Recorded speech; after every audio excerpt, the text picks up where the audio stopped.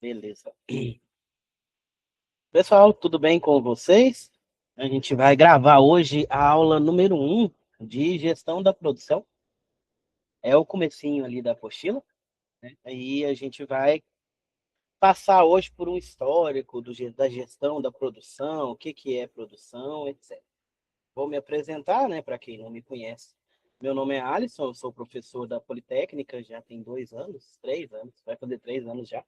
Eu dou aula para os cursos de segurança do trabalho, mineração, química e agronegócio, né? Eu sou formado em mineração e segurança do trabalho e administração, né? Então, essa disciplina de gestão é uma disciplina comum de vários cursos, né? E como eu já fiz administração, eu posso estar lecionando ela. Além delas, além dela, eu leciono também disciplinas específicas do curso de mineração, de química e do curso de segurança do trabalho. O que vamos ver hoje, a gente vai ver um pouquinho sobre o histórico da produção, passando ali pela Revolução Industrial, sistemas de produção, custos industriais e vamos finalizar a aula de hoje com produção e produtividade. Então, primeiramente, a gente vai ver as 4 revoluções industriais, as principais ali, né? A história pode ser dividida em 4 grandes momentos, quando se fala em produção. Cada um desses momentos foi marcado por algum tipo de inovação tecnológica, que transformou a forma que a gente produz, a forma que a gente fabrica, né? Que a gente vai ver que passou de uma fabricação extremamente artesanal para uma fabricação em série, uma fabricação que vai utilizar ali os maquinários.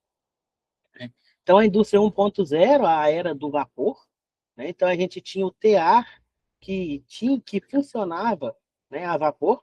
Foi a primeira revolução industrial na Inglaterra, quando teve a invenção da máquina a vapor. Pela primeira vez, as máquinas deixaram de depender dos homens e dos animais para a força bruta e passou a depender ali do vapor, né? Então, as máquinas conseguiam trabalhar continuamente, diferente de um ser humano. Que o ser humano ele precisa parar, ele precisa tomar água, precisa ir ao banheiro, ele precisa descansar.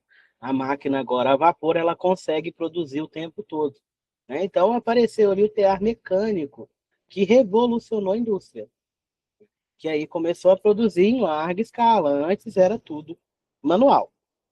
Além, né, do tear, que foi o principal ali exemplo, nós temos também as locomotivas a vapor, que inovaram ali o transporte, né, fazendo com que o transporte ficasse mais rápido, mais confortável e mais fácil, né, criando ali também, né, vantagens para migração das pessoas, né? Ajudou ali naquele êxodo rural dessa época, né? Onde a gente tinha ali, a gente vai ver que tinha o feudalismo ali, os feudos, então o pessoal começou a sair do campo e vir para a cidade para trabalhar nas indústrias, né? Então tinha aí esse transporte melhor e tinha o maquinário, né? Apesar do maquinário trabalhar o tempo todo, precisava de alguém para operar, né? Precisava dos operários para estar operando essas máquinas. 2.0, produção em massa, né, por volta de 1880, onde a gente tem a primeira linha de montagem, né? Agora as máquinas serão movidas a eletricidade ou a combustão, certo? Essa segunda revolução aumentou a nossa produção, né? A gente já tinha um primeiro aumento ali, agora teve um aumento maior, né, por causa da eletricidade, por causa da forma de trabalhar, e cada trabalhador tinha uma tarefa específica que permitia com que ele pudesse fabricar mais produtos em maior quantidade. Ao invés de ele pegar o produto do início ali e fazer ele até o final, não, ele ficava responsável somente por uma parte. Apertar um parafuso, né? Colar um pedaço, uma abinha nele ali, né? Tem até o filme do Charlie Chaplin, né? Tempos Modernos, que fala disso, né? Ele trabalhava somente apertando parafusos, né, que era nessa revolução industrial, da indústria 2.0. Então ele só apertava parafuso, ele sai do serviço e continua querendo apertar parafuso, vem a alienação ali, né, que ele só fazia aquilo. Então ele não conseguia ver lá na frente e não conseguia visualizar, né, a importância do trabalho dele para o setor produtivo completo, porque ele só apertava parafuso. Né? 3.0, né, agora já é a era digital, já é mais recente, né, por volta de 1969 começou a automação das máquinas, né, a terceira grande revolução, onde teve a entrada de computadores e robôs nas fábricas, né, começou a se retirar o homem e utilizar máquinas para fazer essas tarefas repetitivas, certo? A internet começou a conectar, né, o mundo com o passar do tempo ali, e a eletrônica tornou nossos produtos cada vez mais sofisticados, devido à automação. Né? Então, a gente vai ter linhas de produção operadas praticamente somente por robô, né? São fechadas ali, elas ficam enclausuradas, onde você tem mais segurança para os seus operadores. Né? O robô que faz a tarefa mais difícil, mais pesada, né? E faz mais rápido do que o ser humano, ok? E a nossa 4.0, que é a atual, né? A nossa indústria atual. Né? Agora a gente tem a inteligência artificial. Né? Vivemos hoje essa revolução. Então as máquinas estão cada vez mais inteligentes, cada vez mais autônomas. Né? Anteriormente, a gente controlava as máquinas.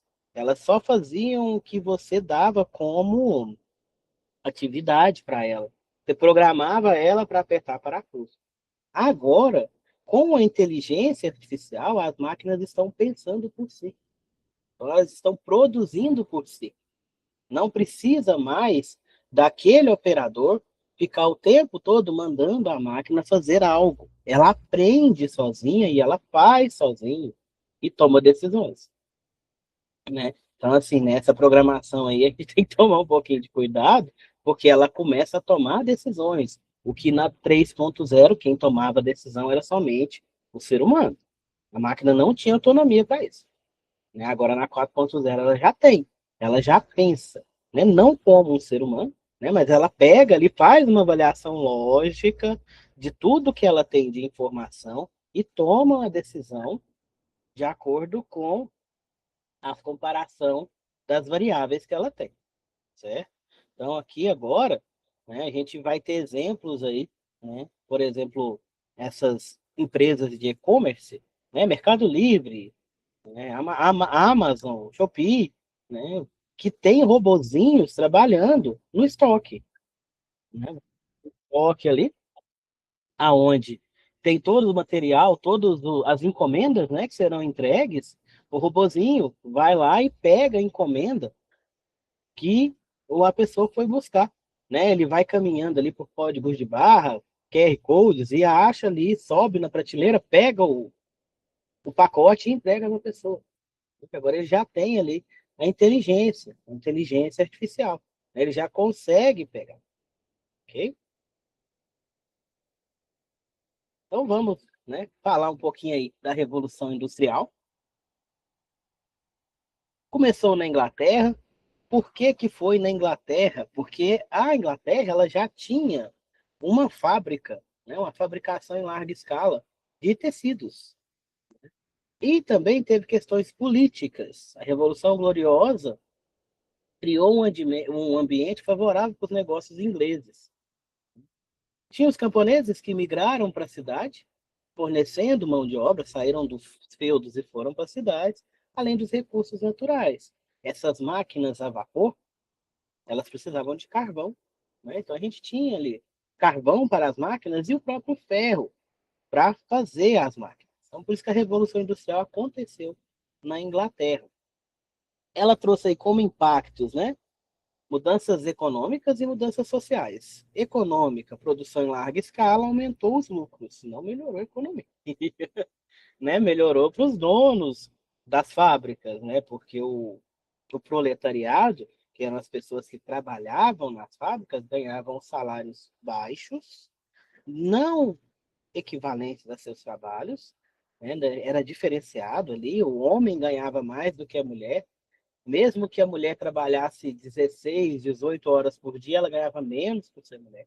Trabalhava criança na fábrica, morria gente na fábrica, né? Porque não existia lei trabalhista nessa época, não tinha nada.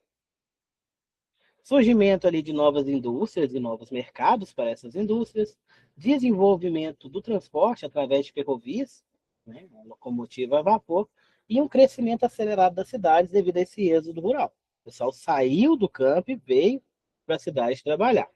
Mudança social, o trabalhador perdeu a autonomia. Agora ele é um bonequinho, né? Brincadeira. Agora ele é um subordinado da fábrica.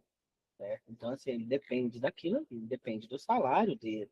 Diferente do campo, que ele podia plantar alguma coisa diferente, né? Ele dependia do trabalho dele, mas ele recebia, né, em troca disso. Ele plantasse muito, colhesse muito, ele ia ter muita coisa.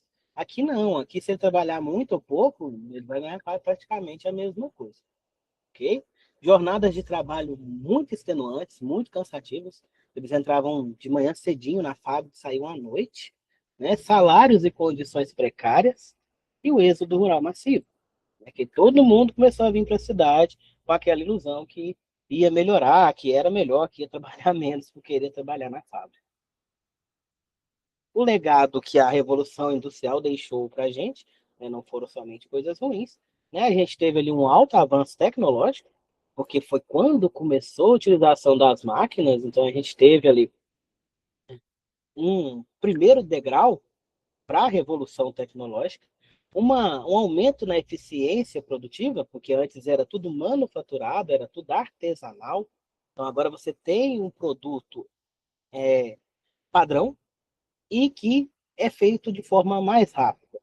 E foi quando começou a administração científica, né? Quando Taylor começou a estudar a administração científica, que traz a gestão ali como ciência. Né? Ele trata a administração como ciência, que antes ela não era tratada como ciência, a gestão não era uma ciência.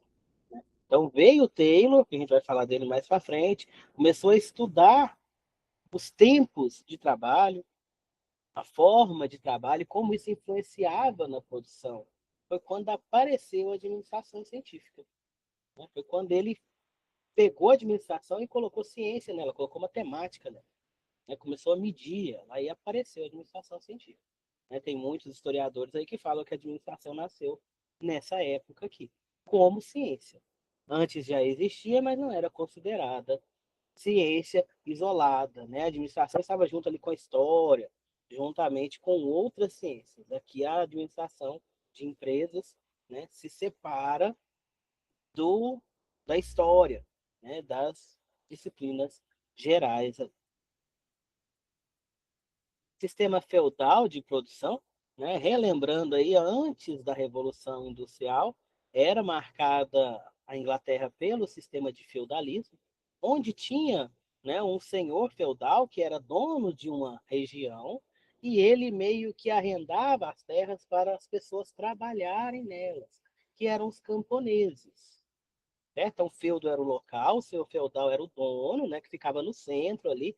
Ao redor tinha as casinhas dos camponeses e plantações. Né? Eles trabalhavam, plantavam e pagavam para o senhor feudal uma espécie ali de aluguel, digamos assim. Tudo que eles produziam, eles tinham que passar uma parte para o senhor feudal. Né? Então ele podia plantar, mas certa parte ele pagava como imposto por estar usando aquela terra, como se fosse um aluguel. Né? Só que era caro. Tá, gente? Então, assim, era tudo que eles produziam. Se fizesse um queijo, né, o senhor feudal, né, através dos vassalos dele ali, que a gente vai falar, que são, né, como se fosse o exército dele, ia cobrar, né, um queijo na casa da pessoa, ele ia lá e tirava um pedaço do queijo. A estrutura da sociedade feudal, né? Acima de todos estava o clero, né? Que eram os religiosos, os padres, bispos da época, porque a igreja comandava. Abaixo do clero vinham os nobres, né? Que eram os monarcas e os senhores feudais e o pessoal, né, da defesa militar. Abaixo vinham os servos, que eram os camponeses, os que trabalhavam ali principalmente com a produção agrícola, que pagavam para os nobres uma espécie de aluguel. Como funcionava o feudo? Né? Ele era uma unidade produtiva completa que tinha uma aldeia onde você cultivava terra, você tinha pastagem, você tinha animais, né? Você tinha ali tudo dentro. Era uma pequena cidade. E quem mandava era o senhor feudal. Então a gente tinha aqui, né, o comitatus, que era promessa de fidelidade aos senhores, e o colonatus, proteção em troca de parte da produção. Como isso funcionava? Os camponeses moravam ali, né, e faziam o comitatus, promessa de fidelidade ao seu senhor. Ele é fiel ao senhor feudal. Se tiver uma guerra, alguma coisa, ele vai defender o senhor feudal. E o colonatus, né, proteção em parte de troca da produção. Então ele paga um imposto para ter proteção, né, em caso de guerra, né, que aí ele vai ter ali, né, vai fazer trocas ali, eu planto arroz, aí ele troca com alguém que planta feijão, ali ele vai ter água, ali ele vai ter tudo, mas ele tem que pagar, ele tem que pagar ali a sua proteção. Não durou muito tempo, né, o feudalismo, porque foi indo, né, foi tendo crises ali, escassez alimentar, né, porque tinha o problema do clima, né, e a forma que eles plantavam, né, também não era uma forma que era sustentável. Né, e o senhor feudal não diminuía imposto. Ele queria cobrar cada vez mais. Então, assim, a produção não estava dando nem para eles se alimentarem. Né? Começou ali a ascensão da burguesia, foi quando apareceu a burguesia, que são os comerciantes, porque eles tinham que trazer produtos para dentro dos feudos e levar produto dos feudos para fora. Né? Porque, por exemplo, no meu feudo tinha plantação, mas não tinha fábrica de tecido. Então a burguesia fazia esse intermediário. Né? Então eles foram ficando mais ricos do que os próprios nobres. Né? Isso daí criou uma crise econômica. Além da peste negra. Né? Nessa época que a higiene não era lá essas coisas, apareceu a peste negra e matou centenas de milhares de pessoas. A vida nos castelos, né? Os senhores feudais viviam no centro do feudo ali, em castelos, né? Que eram feitos de pedra, era uma fortaleza. Né? Apesar de ser amplo esses castelos, eles tinham pouquíssima higiene, não batia sol direito, era bem ruimzinha a vida deles ali. Mas, né, o senhor feudal morava lá, ele tinha seus empregados, né, organizava até ali torneios para se divertir. Os servos da gleba, né, os servos ocupavam o degrau mais baixo da sociedade, né, eram aqueles que cultivavam as terras e pagavam para o senhor feudal com suas colheitas. Em tempo de guerra, eles iam lutar. Eles iam para a linha de frente ali, né, do exército, para proteger os seus senhores feudais. Só que eles não tinham nenhum treinamento, eles não tinham nenhuma arma. Eles iam com pau, pedra, lanças precárias para a guerra. Então, assim, era a linha de frente mesmo para morrer, né, para acabar. Não tinham liberdade, né, não podiam se casar, não podiam mudar de local ou herdar bens sem autorização do seu feudal. Né? Era um escravo moderno, digamos assim. Trabalho constante, então ele tinha que fazer todo o serviço que o senhor mandasse e vivia em condições precárias, né, que era o que era dado, Paulo. Era o que sobrava que eles davam para ele. Aqui algumas práticas e costumes, né, o ordalho e os duelos. Não vou passar porque senão não dá tempo. A mulher na sociedade feudal não tinha nenhum direito e ela era como se fosse propriedade do marido. Ela não podia escolher seu futuro, ela não podia fazer nada, só podia cuidar das crianças, da casa, dos animais. Né? Então, assim, a mulher era simplesmente uma máquina de procriação e uma empregada nessa época. Então, eram bem maltratadas, né? Não tinham nenhum direito, né? Além ali das questões ali, por exemplo, como o cinturão de castidade, que era colocado nas mulheres para que elas não traíssem os homens, né, e causava infecção, algumas morriam ali, mas, né, entre outros problemas ali da mulher na sociedade feudal, né, que não tinha valor. Que eu já falei, vou passar para frente, né, agora o sistema de produção europeu. A agricultura vai ser caracterizada por pequenas propriedades familiares adaptadas a altas densidades populacionais, conforme o clima. A gente tem ali a política agrícola comum, né, onde a gente tem ali o abastecimento, garantia de alimento para toda a população, proteção ambiental, né, desde 2003 foram implementadas práticas sustentáveis para que o meio ambiente fosse protegido durante a plantação, né? Controle do êxodo rural, como a gente tem agora, né? Prática sustentável, então vai ter renda para o pessoal. Então eles não precisam sair do campo, né? Vai ter gente que vai ficar no campo trabalhando com o agro. Então ali vai controlar o êxodo, não vai ter aquela sobrecarga de pessoas na, na cidade.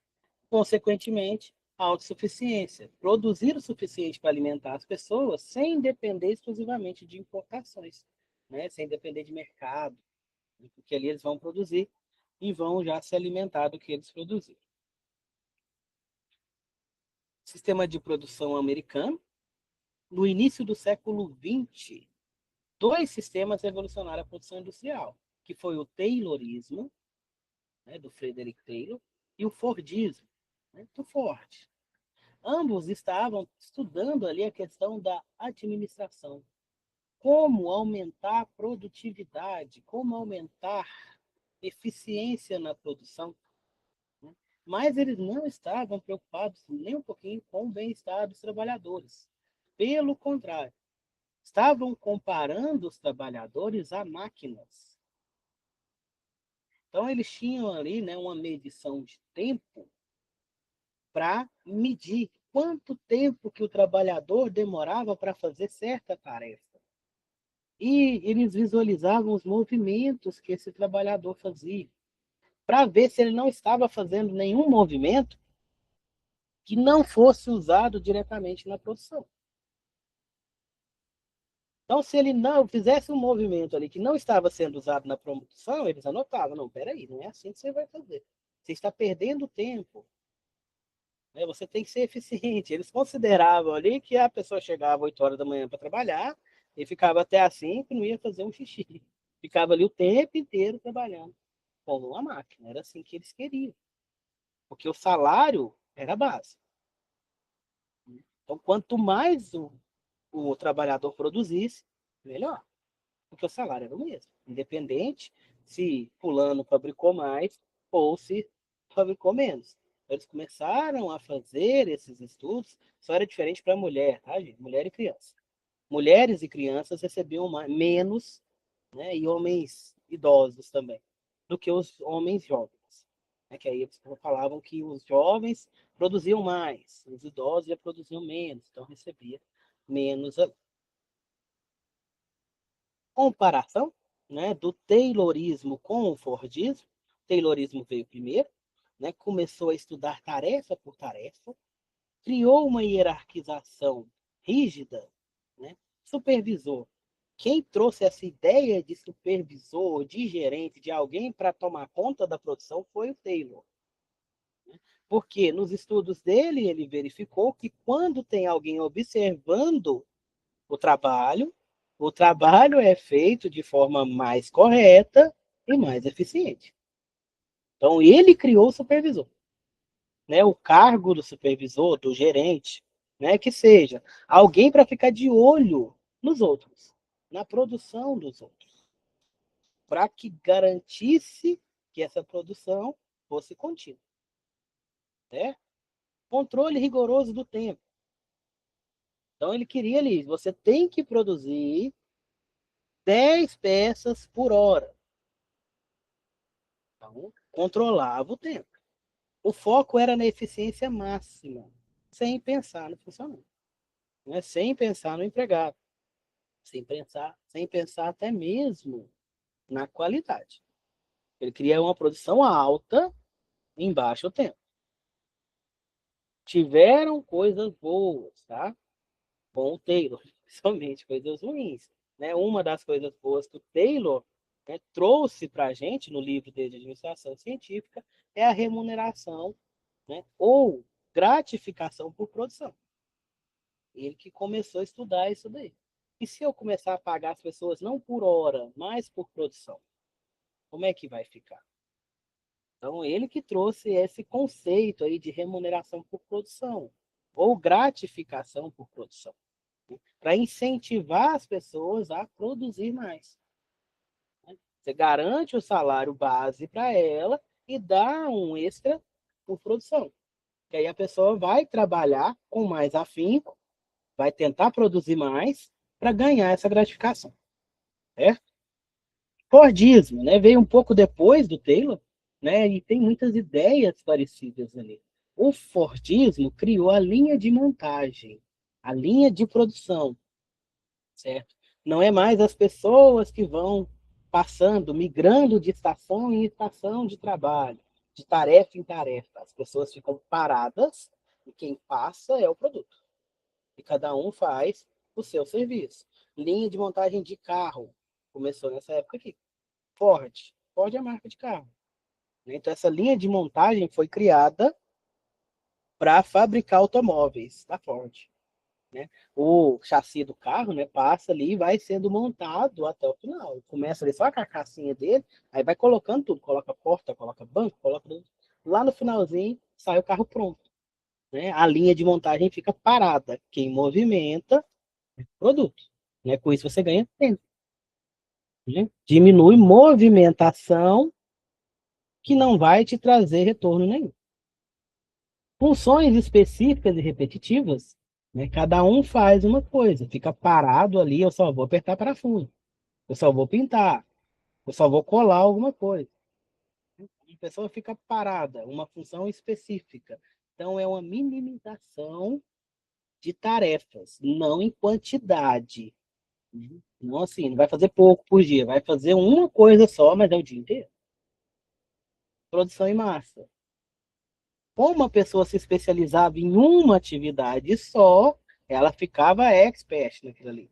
Ela fazia só aquilo ali e fazia cada vez mais rápido. Né? Se eu só pinto, eu vou pintar cada dia mais rápido, porque eu vou pegando prática, pegando experiência naquilo ali, eu vou só fazendo aquilo ali cada vez mais rápido. Então, a minha produção vai aumentar muito. Né? E padronização dos produtos. Agora fala-se da padronização dos produtos. Né, que começa a ter qualidade. Como eu sou especialista em apertar parafuso, o meu parafuso vai ficar bem apertado. E eu não tenho que pensar lá na frente. Né? Agora eu não sou pago para pensar. Eu sou pago para apertar parafuso. Só isso que eu tenho que fazer. Não tem como eu errar. É só apertar parafuso. Então isso daí padroniza. Né? Porque eu vou fazer uma atividade padrão todo dia, a mesma coisa. Então eu vou garantir que aquilo ali vai ficar bem feito. Certo? Esses sistemas disseminaram ali amplamente, influenciando inclusive as economias e a forma de produção que a gente tem hoje. Né? Pegaram ali, né, foram pegando os primeiros conceitos de Taylor e de Ford, né, fazendo ali uma avaliação e o que foi bom continuou. Linha de montagem existe até hoje.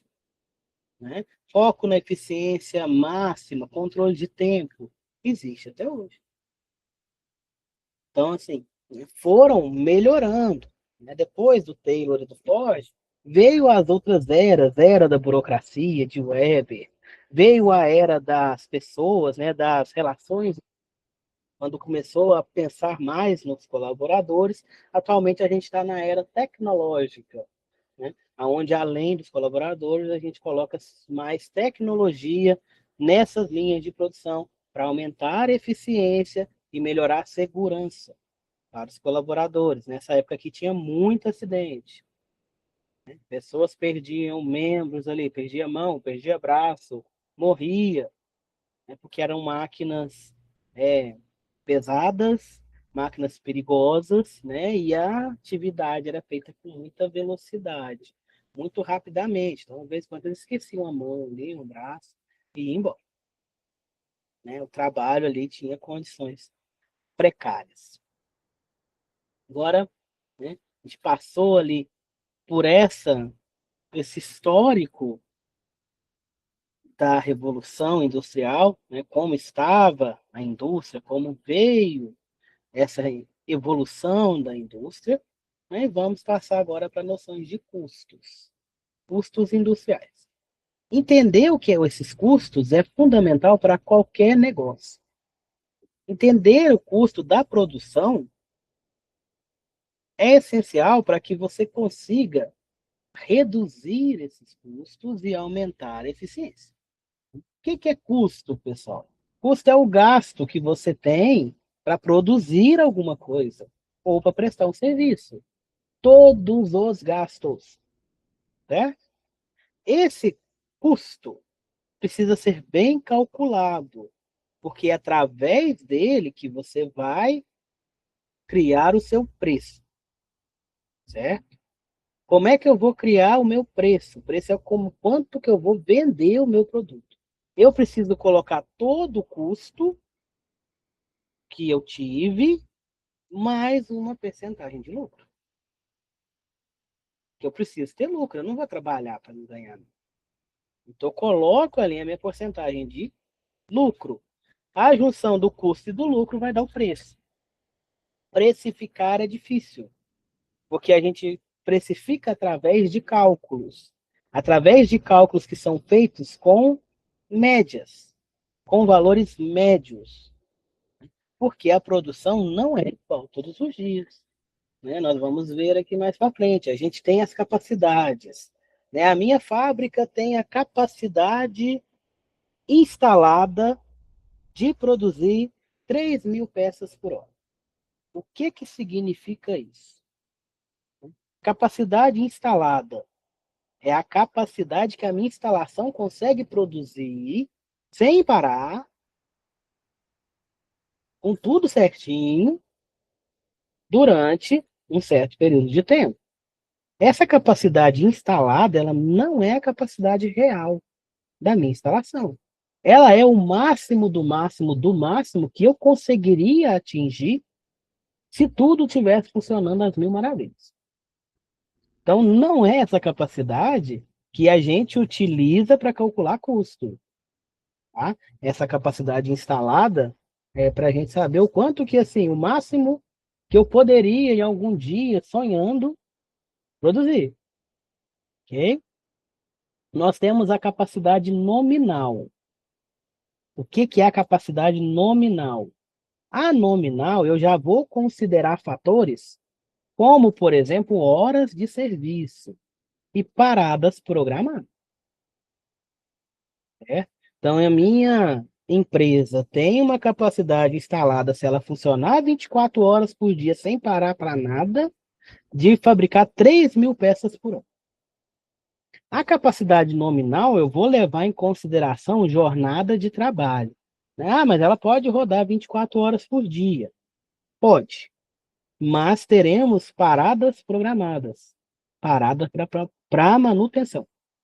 Além de intervalo de troca de turno, intervalo de almoço, né? Pode ser que eu tenha que parar a minha fábrica, né? Ou, no mínimo, eu vou reduzir a minha equipe. Então, isso daí é considerado para fazer a capacidade nominal.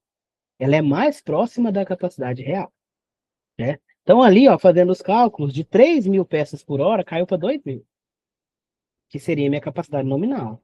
Essa daqui já é mais próxima do real, né? Então, a capacidade instalada é o que eu consigo produzir em 24 horas sem parar.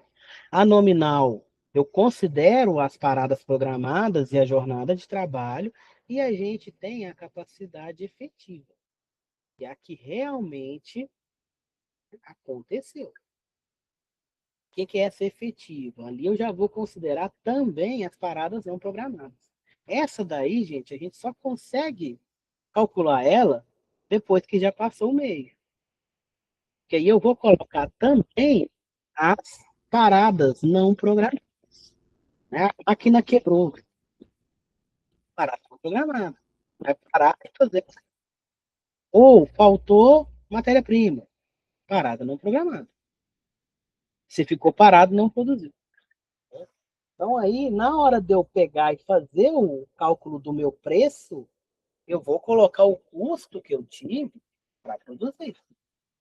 O custo é o mesmo, gente. A gente tem. Deixa eu ver se está para frente. Tem. Vai falar. Vamos continuar então. O custo é o mesmo, a gente vai chegar lá. O que são custos, né? Custos são tudo que você gasta que está relacionado à sua produção. Isso vai ter material, matéria-prima, componentes, tinta, mão de obra, pessoas que você contratou, envio, questão de transporte, questão de logística, administração, gestão e controle. Né? O que, que seria isso daí, ó, da administração? Aluguel de fábrica, aluguel de galpão, entra na administração. Material de escritório, entra na administração. Alimentação, você vai dar um lanche pro pessoal, entra nos custos ali. Então, tudo isso daí vai criar os custos que vão estar por trás da minha produção. Temos os custos diretos, que são aqueles que são diretos, influenciam diretamente no meu produto. Exemplo, matéria-prima. Se eu for fazer brigadeiro, o leite condensado, ele vai influenciar diretamente no meu brigadeiro. Se for um leite condensado ruim, o meu brigadeiro pode ficar ruim. Se for um leite condensado bom, o meu brigadeiro tem mais chance de ficar bom. Então, a matéria-prima, qualidade da matéria-prima. Às vezes eu vou tentar diminuir esse custo aí e eu perco qualidade. Tem que tomar cuidado com isso. Mão de obra direta, né? Eu faço brigadeiros, aí eu tenho um funcionário para me ajudar. Mão de obra direta. Se ele faltar, eu tô lascado. Ele faltou, então eu não, minha produção vai cair. Né? Eu e ele produzindo, ele não veio hoje, porque ele tá doente, aconteceu alguma coisa, minha produção vai cair. É um custo direto. Né? E a gente até brinca, fala quando a gente vai, né, fazer ali cálculo de mão de obra, você sempre tem que colocar um a mais. Porque você tem 5 funcionários, 2 vai ter testado. Né? Brincadeira, mas a gente sempre tem que colocar a mais, porque pode acontecer. Ninguém pede para ficar doente. Né? Então, assim, você tem que tentar prever isso daí e minimizar. Né? E desses 5 funcionários que você tem, eles não vão trabalhar 8 horas direto sem parar. Eles vão parar para beber água, eles vão parar para ir ao banheiro, eles vão parar para se alimentar, vai parar para tomar um café, vai parar para fofocar um pouquinho. Então ele não vai ter as 8 horas trabalhadas ali completas. Aí por isso você coloca mais um, mais dois, dependendo da quantidade de pessoas. Né? Para que tenha esse respaldo da sua produção. Além disso, eu posso ter serviços subcontratados, que seriam os terceirizados, que vão nos ajudar, né, em alguma parte ali da nossa produção ou da nossa venda. É um custo direto. Né? Eu vou fazer brigadeiros. Eu tenho minha mão de obra aqui e eu compro, por exemplo, a embalagem de alguém. Né? Então, essa pessoa que faz a embalagem, ela é subcontratada. Tem que pagar ela, certo? Ou eu tenho um vendedor que vai vender para mim, tem que pagar esse vendedor, ele é subcontratado. Faço para ele e ele pega o lucro dele. Ok? Custos indiretos são aqueles que são essenciais para a produção, porém eles não dão serviço, né, lá no produto. E quando você compra um brigadeiro, você vê ali o granulado, o chocolate e a embalagem. Beleza? Mas eu tenho os custos indiretos. Eu tenho ali material auxiliar, a margarina que passou na mão para poder enrolar o brigadeiro, a limpeza do local, as panelas que eu utilizei, né? A questão de a mão de obra indireta, limpeza do local, né? Da cozinha que foi feito, seguros e manutenção, proteção e conservação, quando a geladeira, essa geladeira gastou energia, é um custo indireto. Contas de consumo, né? Eu gastei água, gastei internet, gastei luz, gastei telefone, né? Tudo isso daí é custo indireto do meu brigadeiro, né? Não é somente o leite condensado, o chocolate, etc. Né? Eu tenho outros custos envolvidos. Esses outros custos são chamados de custos indiretos. Às vezes eu vou ter que fazer um treinamento com o pessoal. É um custo indireto, né? Eu preciso ensinar para eles a fazer o brigadeiro. É um custo indireto, certo? Continuando aqui, pessoal, ficou a imagem cortou. Vou abrir ela aqui só um momento. Eu vou mostrar ela para vocês inteira. A gente vê o exemplo.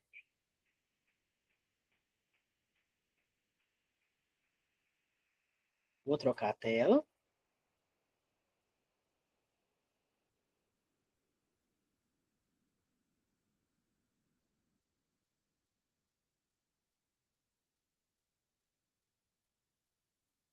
Para ver.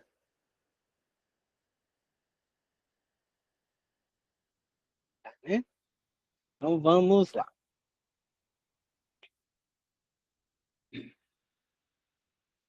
Aqui na nossa tela, né, nós temos aqui um exemplo de apropriação de custos indiretos. Um exemplo aqui, a gente tem um custo para uma certa produção de 30 mil reais. Destes custos, 10 mil são custos diretos, diretos para a produção. A gente tem ali o produto A, o produto B, o produto C. Então, 10 mil reais vai ser dividido ali, ó, o produto A, o produto B, o produto C. Ok? Então, assim, vai ser mão de obra, vai ser matéria-prima para cada um desses produtos.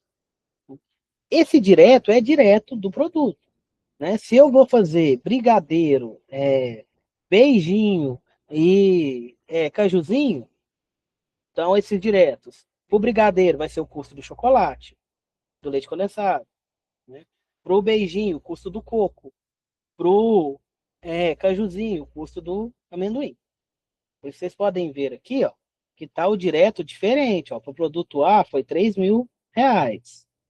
Para o produto B foi 2.500, porque são produtos diferentes, certo?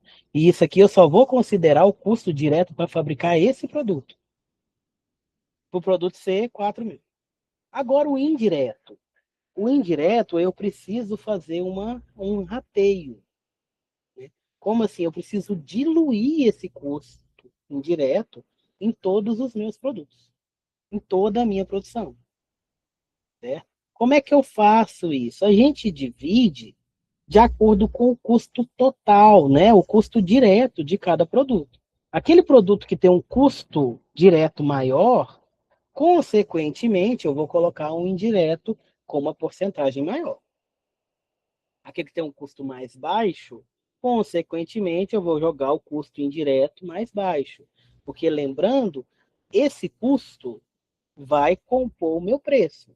Se eu colocar o custo indireto igual para todo mundo, aquele produto que deveria sair mais barato, porque ele é mais barato de se produzir, ele vai sair com um valor alto, certo? Então a gente pega esse custo indireto e dilui de acordo com a proporção dos custos diretos. Né? Ali foi feita uma divisão. 30% dos indiretos foi para o produto A, porque ele tem um gasto médio. Né? Dos três, ele fica mediano, 3.500 o direto. Então, o indireto para ele foi 30%.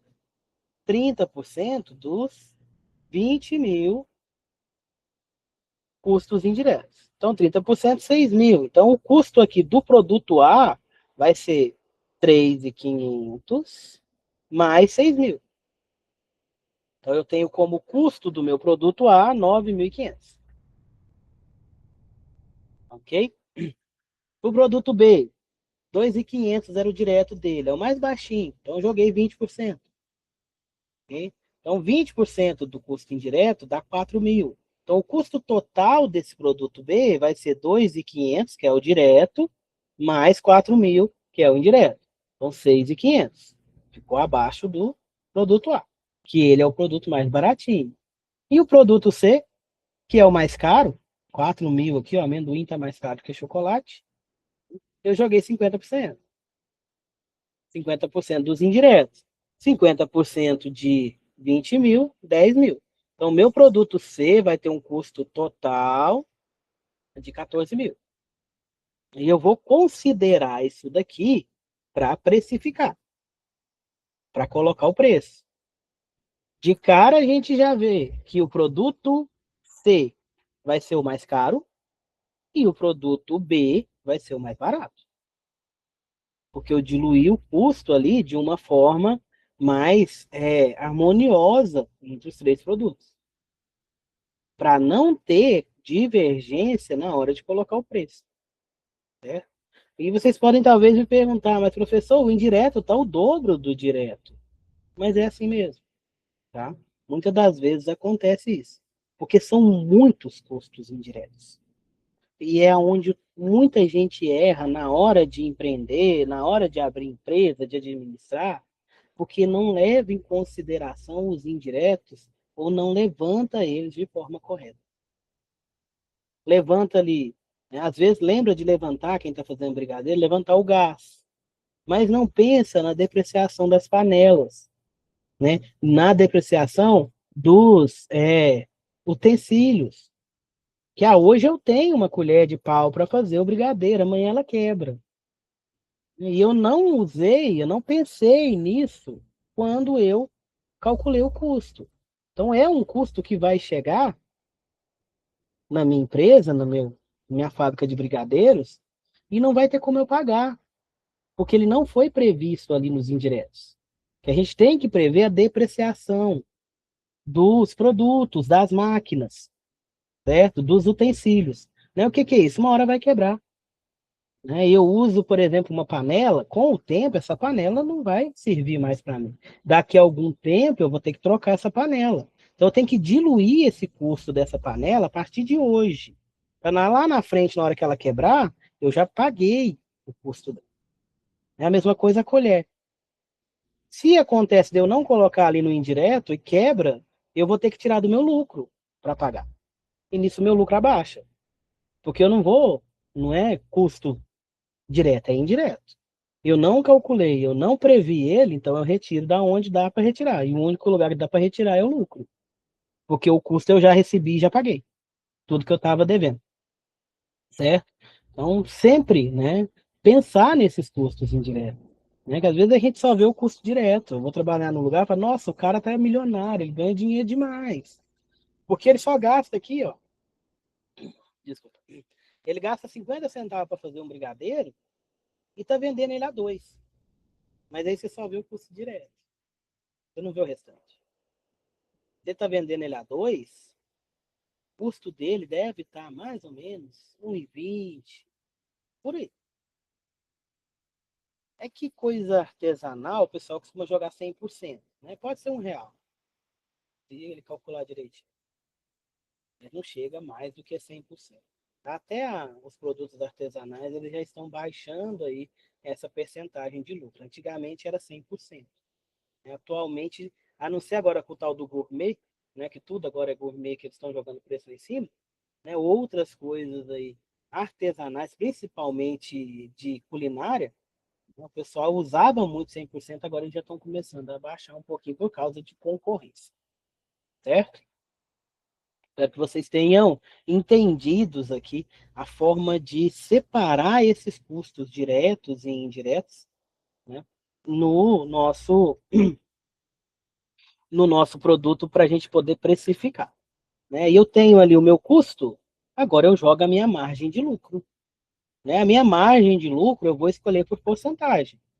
Eu quero ganhar 100%. Então, se o meu custo aqui, ó, do produto A deu 9.500 para produzir, sei lá, 100 produtos, Então, eu vou vender esses 100 produtos a 18 mil.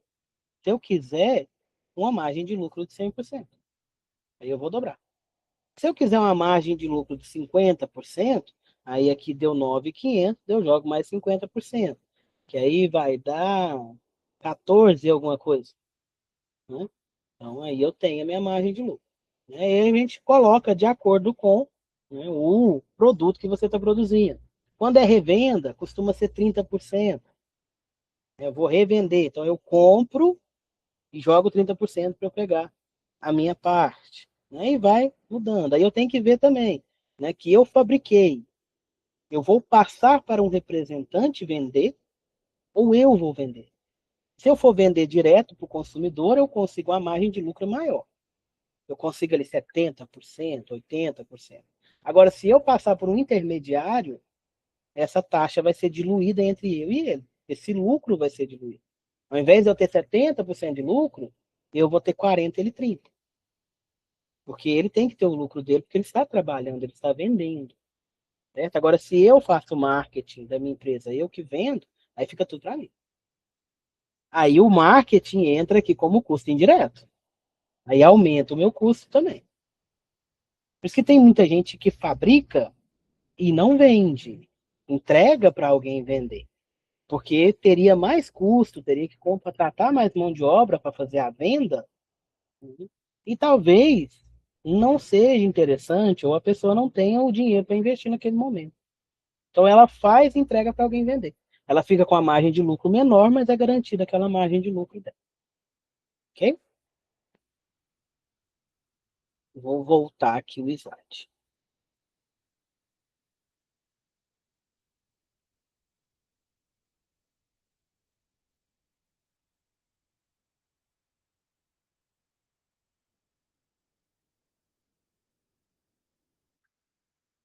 Então o fluxograma ali passou, né?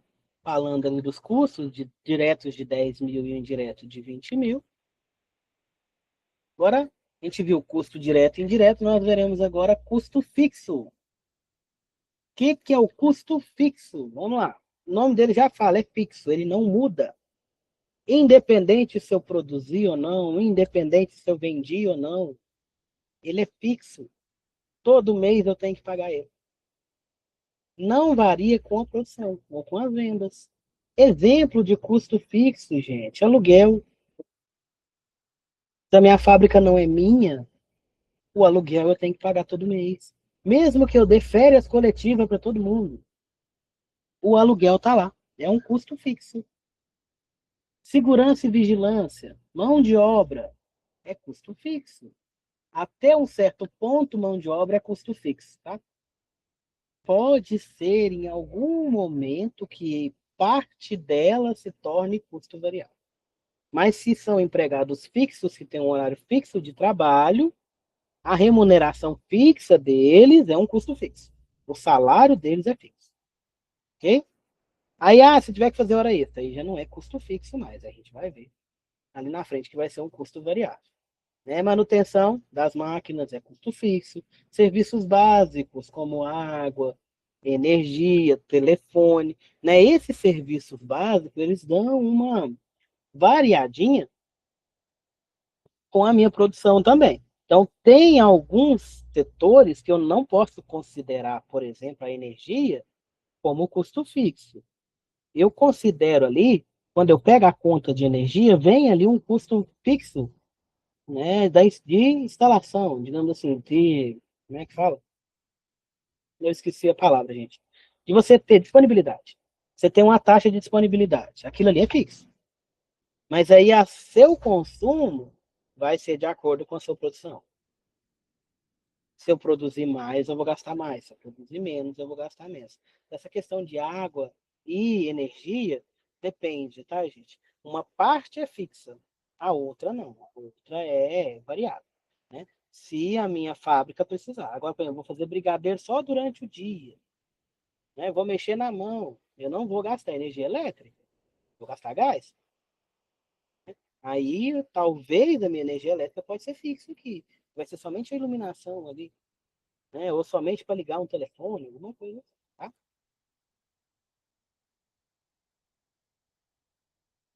Custos variáveis e híbridos. Os variáveis, eles vão variar de acordo com a minha produção. Se eu produzo mais, eu gasto mais. Primeiro exemplo, matéria-prima.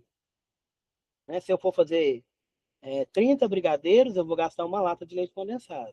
Se eu for fazer 60 brigadeiros, eu vou gastar 2 latas de leite condensado. Ok? Matéria-prima. Serviços. Se eu vou fazer 30 brigadeiros, eu vou deixar no fogo 20 minutos. Então, eu vou gastar um valor X de gás. Se eu for fazer 60, eu vou ter que deixar 40 minutos. Então, eu vou gastar 2x de gás. Serviço. Né? Demanda, aumenta com a demanda. Ali colocou água e luz, por exemplo. Se é algo, uma produção, uma indústria e é elétrica, quanto mais eu produzo, mais eu gasto de energia. Quanto mais eu produzo, perdão, eu gasto mais água, né? E assim vai, consequentemente. Então, alguns serviços são variáveis também, ok? E salários extras. O salário fixo, é custo fixo. Salário extra é extra. Né? Como assim? Hora extra, né? Não consegui atender o meu pedido hoje, o pessoal vai ter que fazer hora extra. Custo variável. Aumentou com a produção. Ou peguei uma encomenda muito grande, eu vou ter que contratar mais gente temporária. Aí entra como custo variável. Então eu vou produzir mais, mas eu vou contratar alguém para me ajudar a fazer esse produto. Então é um custo variável. Né? Alguns custos podem ser híbridos, que é o que a gente falou. Como, por exemplo, a água e a luz, que tem a parte e tem a parte variável. Né? Você vai ter ali a disponibilidade dela, uma taxazinha que você paga de ter a energia disponível e o consumo. O consumo é variável. Aí é chamado de custo híbrido, porque parte dele é fixa e parte é variável. A mesma coisa o salário. Salário, se eu não pagar hora extra nem nada, é fixo. Agora, se eu tiver que pagar hora extra, se eu tiver que contratar mais gente, ele já fica com uma parte variável. Por isso que ele é um custo aí considerado como custo híbrido, ok? Depois que a gente falou de custos, né? Lembrando lá, a gente tem os custos diretos e os indiretos. Quando eu for calcular preço, eu vou colocar o custo variável e o custo fixo também, ok? Então, o variável vai entrar em qual? No direto ou no indireto? Depende. Matéria-prima é direto, que é variável, né? É, mão de obra, não, mão de obra vai ser, depende, né, gente? Pode ser indireto, né, mão de obra. Vamos lá, salários extras, é indireto, mas entra ali como custo. Bom, produção versus produtividade. Né? São duas palavras parecidas, né, mas têm conceitos diferentes. Vamos ver a diferença. Essa diferença tem a ver com eficiência. O que é produção? Produção ali é o escopo abrangente que vai desde a concepção até a obtenção de bens ou serviços. Ou seja, é a quantidade de produtos que você fabricou em um determinado período de tempo. Né? Por exemplo, ali, ó, produção 1.000 unidades por mês. Isso daí é produção. 24 horas de operação, a fábrica funcionando continuamente, 24 horas produzindo, ok?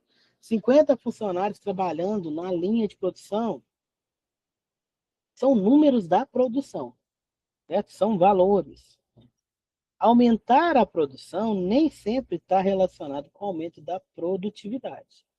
Isso daí pode chegar a afetar até mesmo a qualidade do produto ou do serviço. Então, a gente precisa verificar essa questão, né? Verificando ali se vai ter hora extra, se vai ter turno diferente, etc. Produtividade. Né? Produção tem a ver com número, quanto que produziu. Produtividade vai ter a ver com eficiência. Como assim? Produzir mais gastando menos. Isso é produtividade. Algo que é muito produtivo é algo que é muito eficiente. Você gastou pouco para produzir muito. Você ter uma produção alta nem sempre significa que você teve uma boa produtividade. Às vezes eu produzi 200 peças de um determinado equipamento, só que eu demorei muito tempo. Eu tive que pagar hora extra, eu tive que contratar mão de obra, eu perdi peça pra caramba, né? Porque no afobamento de fazer 200 peças ali, o pessoal acabou matando peça pra caramba ali no torno, certo? Então, isso daí você teve uma produção alta, mas não foi boa a sua produtividade, certo? Aí outra equipe produziu 100 peças, mas gastou pouco tempo, não precisou de hora extra, quase não teve nenhum refúgio, né? Que é quando eu tenho uma peça que não está dentro do padrão, eu tenho que jogar ela fora ou voltar para a linha de produção, né? Então, assim, se você for comparar produção, a equipe que fez 200 peças teve uma produção maior do que a equipe que fez 100. Mas nesses dois cenários, a equipe que fez 200 não teve boa produtividade, enquanto a que fez 100 teve uma produtividade excelente, certo? Então a gente precisa trabalhar a questão da produtividade. Logicamente, produzir rápido, né? Mas de forma eficiente, gastando o mínimo possível, sem comprometer a qualidade do meu produto, ok? Ali está um exemplo, né? Eficiência, alta eficiência, aproveitamento melhor dos recursos, né? Gastar menos energia, né? Gastar menos matéria-prima, gastar menos mão de obra, não precisar de hora extra. Eficiência, redução do tempo, processo mais rápido, mais com qualidade, tá? Eficiente, processo mais rápido e eficiente. Vou fazer mais rápido, mas a minha peça vai sair com a qualidade que eu quero. Com a qualidade necessária ali. Não vou fazer correndo e fazer mal feito. Ok? Economia, né? Menos desperdício de material. Isso é produtividade. Eu vou desperdiçar menos. Então, eu vou ter uma melhora na minha produtividade. Tem muita empresa que fala muito de meta de produção e esquece da produtividade. Como assim? Eu quero entregar, né? Eu tenho uma usina, por exemplo, vamos pegar a mineração. Tenho uma usina, né, de ferro e eu quero produzir 500 mil toneladas na semana de concentrado. Beleza, eu quero uma produção de 500 mil toneladas. Aí eu vou produzir, né? Vai chegar minério para mim, eu vou rodar na usina ali sem parar, porque eu quero 500 mil toneladas na semana. A minha bomba está entupindo, o meu britador está tá afogando ali com o material, a minha usina está quase parando, eu estou usando ela ali já no finzinho dela, e eu consigo alcançar as 500 mil. Bati meta de produção, mas não foi eficiente. Bato essa meta, vendo, né? Consigo produzir 500 mil numa semana. Só que eu arrebento com a minha fábrica inteira. E essa fábrica minha fica 2 semanas parada para consertar. Não foi produtivo. Não foi produtivo. Né? Isso daí é uma crítica que a gente faz, né? Com as empresas atuais. Porque eles batem muito na tecla de produção, de querer produção, né? E acaba perdendo na produtividade. É aquele trocar 6 por meia dúzia. Você produziu 500 mil numa semana, mas vai ficar 2 semanas parado. Então é como se você tivesse produzido 200 mil em 3 semanas. Então, é uma crítica mesmo, pessoal. Tem muita empresa que roda assim, infelizmente. Né? Que está visando só lucro, lucro, lucro, e a fábrica está caindo, e funcionário machucando, e produto saindo horroroso, e eles fazendo, porque só foca na produção, não foca na produtividade. Né? A gente, como técnico, a gente tem que aprender a ver isso e alertar. Porque enquanto é uma máquina que está quebrando, beleza. O problema é quando começar a machucar. Então, sempre fiquem atentos, tá? Técnicos de química, técnicos de mineração. Né, vocês estão lá dentro da fábrica, né? Lógico, são subordinados, mas tenham senso crítico. Tá? O supervisor, o chefe mandou rodar, você sabe que não dá, que a máquina não aguenta, não roda. Tá? Porque isso daí pode custar não somente dinheiro, tá? Pode custar aí um, um membro de vocês, ou até mesmo a vida de vocês. Então, buscar a produtividade também entra a questão de segurança. Né? A gente tem que ter um maquinário que é eficiente e seguro. Então, assim, a partir do momento que eu começo a usar a minha fábrica a exaustão, até o final dela mesmo, aumenta demais o risco. Tá? E também, quando eu quero aumentar demais a minha produção, não penso na produtividade, eu desgasto as pessoas. Esse desgaste aí reflete na produção. Reflete, perdão, na produtividade. Ele produz 500 mil na semana, mas na outra semana ele está no hospital. Ele está com dor em tudo, tadinho.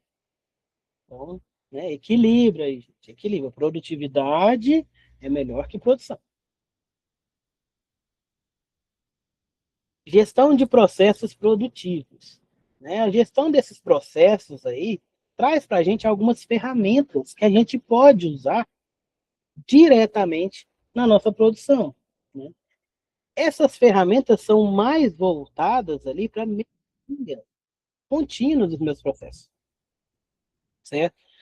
Isso daí a gente já vai ver, por exemplo, nas próximas aulas, um pouquinho sobre essas ferramentas, né? Primeiro exemplo ali, o método 5S, né? Que traz para a gente ali, resumidamente, né, dicas, ferramentas para organização e limpeza no ambiente de trabalho. Quanto mais organizado, mais limpo o meu ambiente de trabalho, mais produtivo ele fica, porque menos cansativo ele fica. Você perde menos tempo tendo que organizar toda hora, né? Você estressa menos procurando as coisas que você sabe aonde está. Então isso aumenta o seu tempo de trabalho, né? E aumenta também sua satisfação de trabalho, né? Você chega numa oficina, tá tudo organizadinho, as ferramentas todas certinhas no local corretinho ali, igual aprendeu lá no curso técnico. Você dá gosto de trabalhar. Agora você chega numa oficina que você não acha nada, tá tudo sujo, tudo bagunçado, tropeçando em cabo, o chão cheio de foligem, de tudo, te dá preguiça, preguiça de trabalhar. Porque você pensa, meu Deus, para eu achar uma chave de boca, eu vou ter que procurar aqui, né? Eu não sei nem onde é que está. Então o método 5S, ele ajuda a gente nisso. As grandes empresas trabalham muito essa questão do 5S para organizar, até porque, né, a gente vai trabalhar em empresas aí que rodam 24 horas por dia. Quem está trabalhando hoje, amanhã está de folga, não está lá. Quem trabalhou de dia não vai estar lá à noite. Então tem que ter um local específico para as ferramentas, para as coisas, porque para funcionar, para a empresa rodar e não depender de uma pessoa só.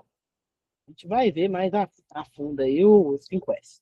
PDCA, outra ferramentazinha, é o ciclo PDCA. Ele é um ciclo. Né? Um ciclo de quê? A gente utiliza ele para processos de melhoria contínua. Nada está tão bom que não possa melhorar. Então, eu vou estar sempre ali analisando os meus processos para ver o que eu posso melhorar neles. Aí eu rodo o ciclo do PDCA, que, traduzindo ali, seria planejar, o P, o D, fazer, o C, checar, e o A, agir. Né? A gente vai ver na próxima aula esse ciclo PDCA. E tem também o Kaizen, né? Que é uma filosofia de melhoria contínua também. Só que esse aqui traz para a gente pequenas mudanças constantes, enquanto o PDCA já são mudanças maiores, mudanças que são planejadas, avaliadas, né? Colocadas em prática e avalia. Se tiver alguma coisa para mudar, você roda de novo o PDCA. O Kaizen já é uma filosofia de pequenas ações geram grandes resultados. Né? A forma que você dá bom dia para a pessoa. Né? Eu chego com a cara ruim todo dia, não falo nada com ninguém. Aí, a partir de um certo período, aí eu começo a chegar e falar bom dia. São pequenas mudanças. e refletem lá na frente. Então, essa questão do bom dia, reflete. Né? Você tem um chefe que nem fala com você direito, fica ruim de trabalhar. Né? Agora, se ele começar a te tratar melhor, né, você vai ter até mais abertura para conversar com ele sobre melhorias, sobre mudanças. Né? Então, isso daí é o Kaizen. Né? Pequenos gestos, né? Pequenas mudanças vão gerar mudanças constantes, melhoria constante, certo? Então, esses métodos aí vão trazer para a gente muitos benefícios. Né? E nós veremos essas ferramentas na próxima aula. Deixa só eu verificar aqui. Não falamos custo fixo, custo variável. Isso mesmo. Né? E a gente vai falar ali de gestão da qualidade, padronização de produtos, PDCA e etc. Certo? Então, por hoje a gente fica por aqui, tá, pessoal? Qualquer dúvida que tiverem, podem passar para a tutora de vocês, certo? Eu vou estar mandando o slide para ela. No slide tem meu telefone também. Se tiver alguma dúvida, quiser perguntar para mim, pode perguntar. Aí eu demoro um pouquinho a responder, mas eu respondo. Né? E eu estou à disposição de vocês. Nossa próxima aula é mês que vem, né? E a gente continua a partir daqui, com as páginas que foram separadas para o nosso próximo encontro. Muito obrigado pela atenção de vocês, bons estudos e até a próxima aula.